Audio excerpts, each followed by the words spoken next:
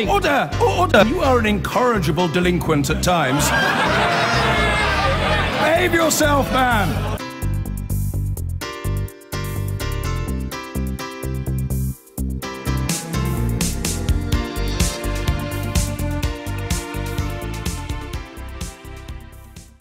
Well, to other elections now, and 17 years after London elected its first citywide mayor, 3 more English conurbations will next week elect their first mayors, including Greater Manchester and Merseyside.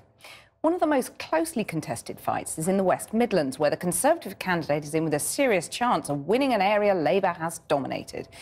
Our political correspondent Michael Crick has been joining the fray.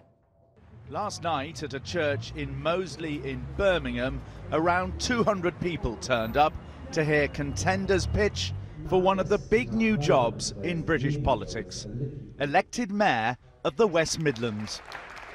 Finally, after 40 years, taking back control of our own place. This is a once-in-a-generation opportunity to make a real difference. It's a huge patch from Dudley in the west through to Coventry out east, with extremes of wealth and poverty and 2 million voters. In 2015, 3/4 of the seats round here elected Labour MPs. Yet the bookie's favourite is a Conservative. You're from Lewis's, were you? I was MD of John Lewis, yes. That's right, indeed. I read you. I gave all that's that a success, isn't it? It is, we like to think so. Last autumn, Andy Street took a gamble, quitting as boss of John Lewis to run for this job. Absolutely. Or if you have the letters, Matt, then you can drive us to it. And the Tories have gambled too, almost £1 million on his campaign. And I've never been tempted to do an MP's job, but the critical point is this job is the one that I think is right for a businessman to do, because the skills you learn in business about setting your plans out, winning investment, and then building a team and getting things done, that's directly relevant to this job. Here you are, a wealthy man.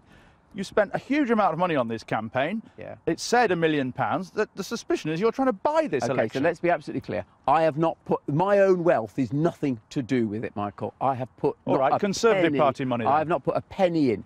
The money has been raised overwhelmingly locally since we launched this campaign. So we have not had a check from the Conservative Party. But £1 million is the right sort of area, is it?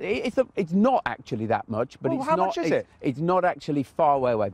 Birmingham, at the heart of the West Midlands, has a tradition of strong civic leadership dating back to Queen Victoria, when Joseph Chamberlain transformed the city. And ministers hope this new job will attract visionary leaders who'll shake up local politics in the same way. Former Labour Minister Sean Simon has long had his eye on being a mayor around these parts. On the 4th of May, whoever you vote for. Cheers.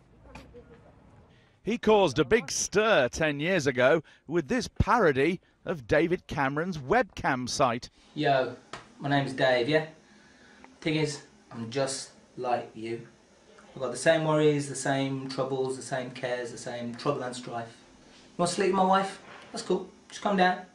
Simon gave up his job too as an MP in 2010. I'm an ex-national politician who left the House of Commons in 2010 specifically in order to campaign for regional government here in the West Midlands, and that is what we're on the cusp of having, a massive shift in the way that power and capital is structured in the United Kingdom, and that's what this election is all about. It's about us here in the West Midlands taking back control of our own place. I mean, Labour should win this, shouldn't they? We should, yeah, and I think that we will, although it is very close. Is Jeremy Corbyn a problem for you? Being 25 points behind in the national opinion polls is always going to make it more difficult in the West Midlands. Defeat here would be a dreadful omen for Labour nationally ahead of the June general election. But local strategists hope what will be decisive are the Asian communities, where Labour has long been able to command high turnouts. That's where UKIP's man could struggle, especially after his leader's new policy this week of banning Muslim women from wearing veils over their faces. Did you ban the veil? I wouldn't ban the veil specifically, but I do think that actually we basically as human beings, we interact facially with facial expressions, and I understand the argument. If you're standing on a street corner protesting about something, maybe being offensive, I don't think you should be allowed to have like mufflers on and covering your face. I think you should be actually have your face exposed in public. Lib Dem candidates often like to boast how they live locally, but Beverly Nielsen lives well outside the patch in Worcestershire.